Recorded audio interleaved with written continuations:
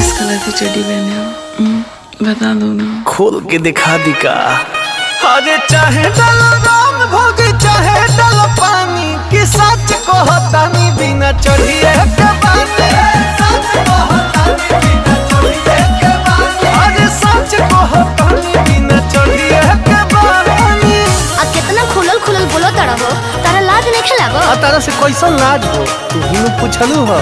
किस colour की चड्डी पहने